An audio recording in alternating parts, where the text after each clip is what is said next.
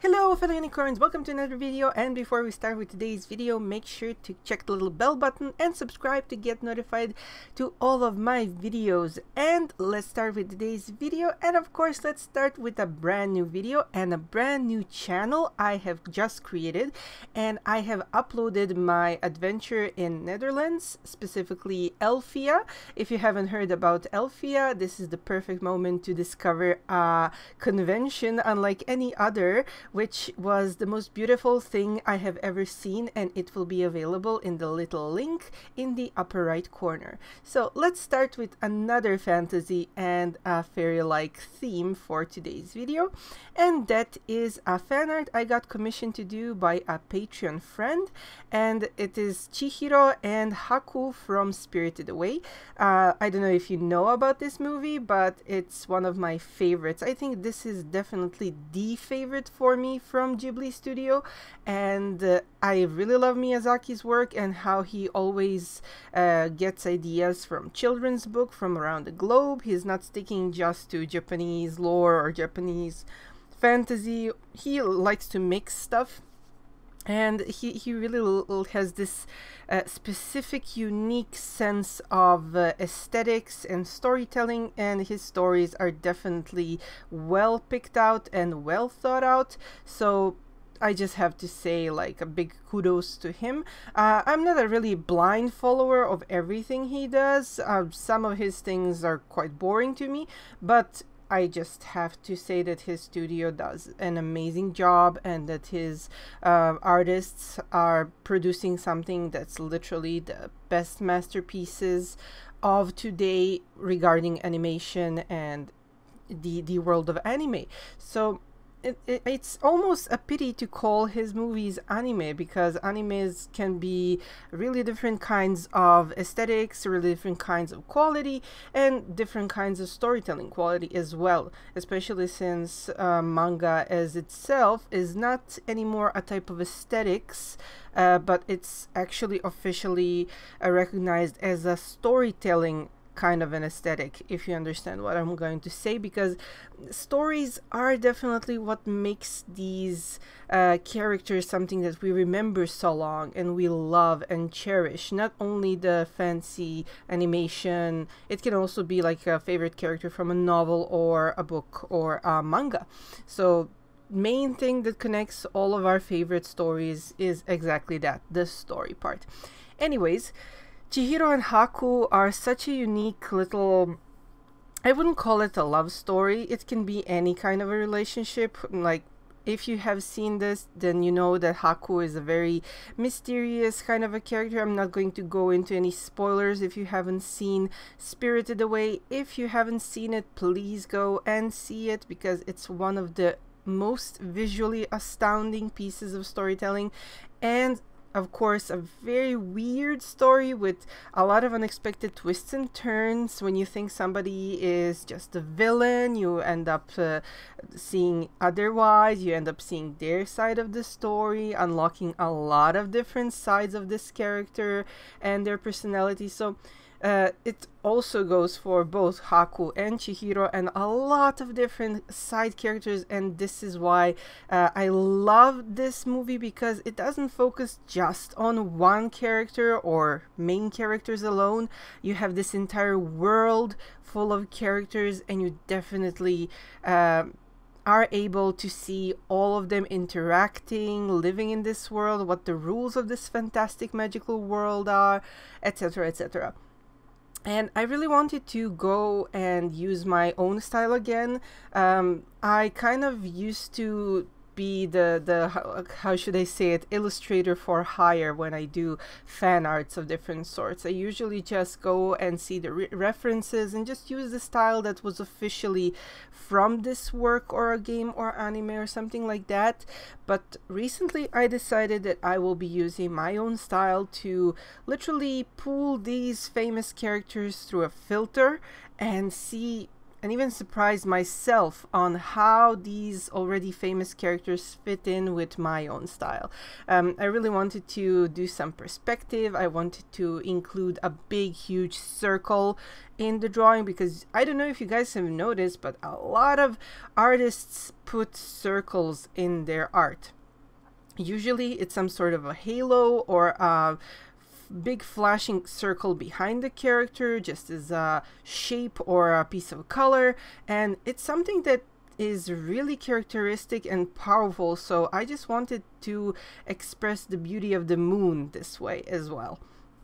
And I was using my watercolors. I kind of got sick of Copics lately. I just can't do with them anymore. Like, something that I would take maybe an hour and a half to finish coloring, for example this piece, would take me at least 3 hours with Copics, because all of the intricate details and shading and tons and tons and tons of different marker for a big surface, and I just got fed up in this moment with just using Copics for everything. Just I usually still kind of try to use them for skin color, but there was no need for them here because Chihiro's face would be covered by a huge shaded area, so there was no need for me to take out the Copics and do her face as well. And I really enjoyed doing this piece, because watercolors to me and a piece of paper are all the tools I need for creating manga illustrations. They're so organic, they are so already inside of my hand. My hand has gotten to be so familiar with this. I spent like 3 years of learning watercolors in college, and this is a medium I always go back to because I feel the safest with. All of my students love watercolors, because when they came to my classes and first started working with watercolors, they were really scared of them. They were insecure. It was completely normal to feel insecure with a medium you haven't even tried it before, but in a month or two they just start literally loving it, because they discover they can literally use strong lines and color within those lines, because the lines themselves keep some of the areas and keep some of the water inside of the lines. So it's a very thankful technique when you know how to use it. Also, you will notice when I do watercolors, for example in here, it's very obvious that I am keeping the character's edges white. So I instantly make an illusion of highlights and the light of the moon behind these characters. So all of their edges are purposefully left white, like the paper itself, just to make sure to save up on time, instead of coloring everything in full and then at the end adding highlights with like white jelly roll or something like that. I usually just go and leave the white edges of the characters instantly, and voila, fast and effective. So Haku was a bit of trouble because I'm not really a patient person, so to color his fur I did need some patience, and just to see where the flow of the hair would go, and how the colors would mix between each other. And of course I needed to check Haku's and Chihiro's color palettes, because I didn't have references right next to me. So this was done during a live stream. I think the live stream video is still up on my Twitch channel. Also, if you haven't subscribed to my Twitch channel before, make sure to subscribe and just follow me, because I will be definitely more active on Twitch from now on. YouTube has been giving me trouble with live streaming. They have been disabling my music. They have been literally stalking me about stuff regarding live streaming and demonetizing and just making my streaming very unpleasant. So I will probably just do as a lot of people did and just go to Twitch. So if you guys want, you can follow me on twitch.com/Mistiqarts or twitch.com/Mistiqarts CVG, cosplay vlog gaming, and I will be uploading and live streaming a lot of stuff. I will be continuing my drawing all of the Pokemon in the world. I will be just doing a lot of stuff there because I really want you guys to be in the loop. I will probably do live lessons, even maybe some live tutorials or live sketching, improving lessons and stuff like that. So if you're interested in something like that, please leave a comment down below. I would really love to turn Twitch into some sort of a live classroom where I can literally hang out with you guys, give you tips, and cooperate with you on your future projects. You can then use that and use like a lot of lessons that we learned there and use it for my monthly Artist of the Month feature, where I take your art and feature you and feature everybody who has been like hardworking at the topic for that month and stuff like that. So if that sounds like a good idea, please let me know down in the comments, and I would love to read more of your comments and hang out more with you guys. And just in the midst of all of this YouTube problem, I think my YouTube views and YouTube range has been cut really horribly. I think a lot of the new algorithm has been going against people who work with drawings. I noticed that a lot of our views has been like literally decimated. So I would urge you to just join me on Twitch and on Instagram as well. Instagram name is Mistiqarts or Mistiqarts Cosplay if you like cosplay, and just join me on other social media, because I have a feeling that a lot of you guys don't even get my videos in their sub boxes.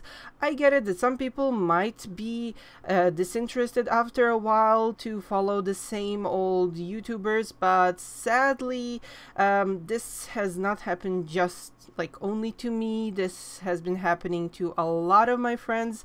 I remember I was at Lemia Crescent's live stream recently, literally like a few days ago, and she was like, I can't even, I literally moved to Twitch, I can't even work with YouTube anymore, I feel like I'm in an abusive relationship with YouTube. Like, YouTube senpai, please don't hit me anymore, because we get hit with copyright strikes for some old music somebody decided to start selling all of a sudden without notifying everybody. Music that used to be free for use and stuff like that. We get hit from all different sides because, I don't know, YouTube algorithms suddenly decided that, I don't know, somebody's tag about watercolors or regular pencils is insulting or whatever, and just demonetizes us, and our views generally as a community have become so low that I don't even know what I'm doing on YouTube anymore, to be perfectly honest. So I don't know, I'll see, I'll give it a shot. If you guys have any suggestions on video that might improve the situations, like challenges or something, I even tried challenges, trust me, and I'm out of options currently. So if you guys see something I don't, or just want to hang out and have a suggestion for us to be more active on our other social media, let me know. I'm always open for suggestions.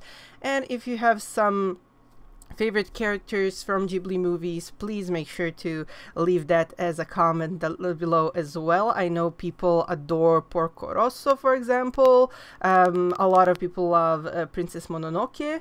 Princess Mononoke is definitely one of my favorite as well. I was dying for years to cosplay Lady Eboshi from that movie, because she's a perfect example of an realistic villain who's actually not even a villain. Like, you see her story and you see what she's trying to do, and you just can't pick a side. It's impossible. So these types of stories are my definite favorites, and I really hope you guys like this video, and I want to hear your thoughts and opinions about stuff I just talked about, and I would love to do more communicating with you live on Twitch. So thank you guys so much, and see you guys next time.